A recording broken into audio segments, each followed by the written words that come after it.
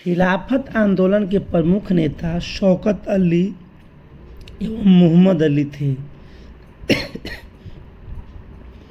भारतीय राष्ट्रीय कांग्रेस ने असहयोग आंदोलन वर्ष 1920 में प्रारंभ किया था। छपरा क्षेत्र में राहुल संकीर्तन 1920 के असहयोग आंदोलन में सक्रिय थे।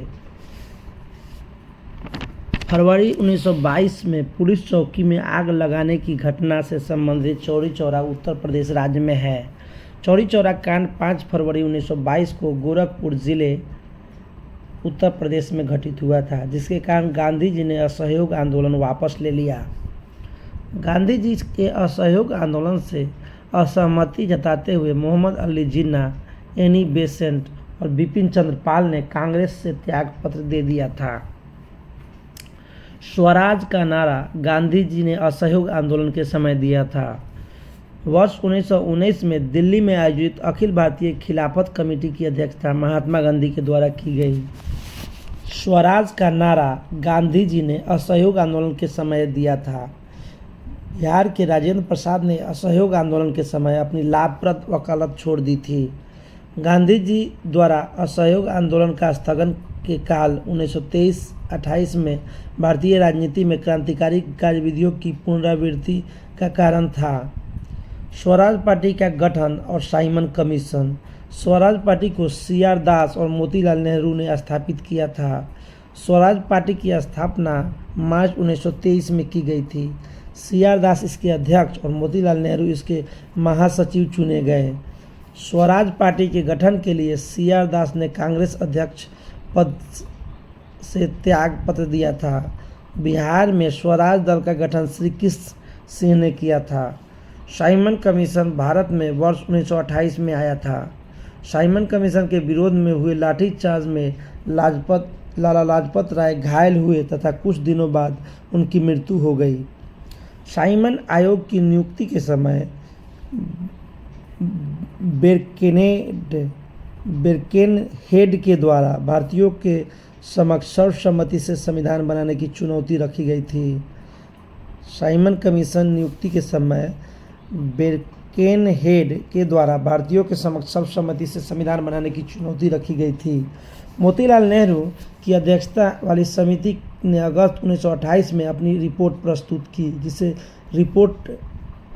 जिसे नेहरू रिपोर्ट के नाम से जाना जाता है। इस रिपोर्ट में साइमन के नए डोमिनियन संविधान का प्रारूप प्रस्तुत किया गया था। साइमन कमीशन में को श्वेत कमीशन के नाम से भी जाना जाता है। आगे सविनय अवज्ञा आंदोलन से संबंधित तथ्य हैं। सविनय अवज्ञा आंदोलन के अंतर्गत गांधी जी अपने 78 अनुयायियों के साथ 12 मार्च 1930 को साबरमती आश्रम से यात्रा प्रारंभ की तथा 6 अप्रैल 1930 को दांडी पहुंचकर यात्रा समाप्त की। इस यात्रा को दांडी मार्च भी कहते हैं। दांडी यात्रा 1930 में की गई। दांडी यात्रा 24 दिन चली थी। 1930 में महात्मा गांधी ने सविनय अवज्ञा आंदोलन दांडी से प्रारंभ किया था। सरोजिनी नायडू, राजकुमारी अमृत और कमला देवी चट्टोपाध्याय ने गांधी जी के नमक आंदोलन में भाग लिया था। गांधी जी के नमक सत्याग्रह का उद्देश्य नमक कानून, सरकार की सत्ता की कटौती, आम लोगों के लिए आर्थिक राहत करना था। नमक सत्याग्रह के दौरान बिहार के लोगों ने नमक बनाने के विरुद्ध चौकीदारी कर का विरोध करने का विकल्प चुना। 1929 में खुदाई खिदमतगार को अब्दुल गफ्फार खान ने संगठित किया था। बेगूसराय के चौकीदारी टैक्स के विरुद्ध आंदोलन सविनय अवज्ञा आंदोलन का हिस्सा था। भागलपुर में नमक सत्याग्रह का नेतृत्व महादेव लाल सराफ ने किया था। सविनय अवज्ञा आंदोलन की असफलता के बाद गांधी जी ने रचनात्मक कार्यक्रम को महत्व दिया। प्रभावती पटना क्षेत्र की स्वतंत्रता संग्राम सेनानी थी। सविनय अवज्ञा आंदोलन के दौरान गढ़वाल रेजिमेंट के सैनिकों ने प्रदर्शनकारियों और गोली चलाने से इनकार कर दिया था।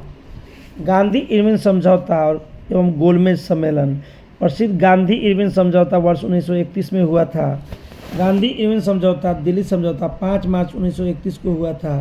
द्वितीय गोलमेज सम्मेलन में भाग लेने के लिए महात्मा गांधी बम्बई से लंदन SS राजपूताना नामक जलियान से गए थे। वे लंदन के किंग्सले हॉल में ठहरे थे। द्वितीय गोलमेज सम्मेलन में कांग्रेस का प्रतिनिधित्व महात्मा गांधी ने किया था। लंदन में संपन्न हुए गोलमेज सम्मेलन में केटी पाल ने भारतीय ईसाइयों का प्रतिनिधित्व किया था।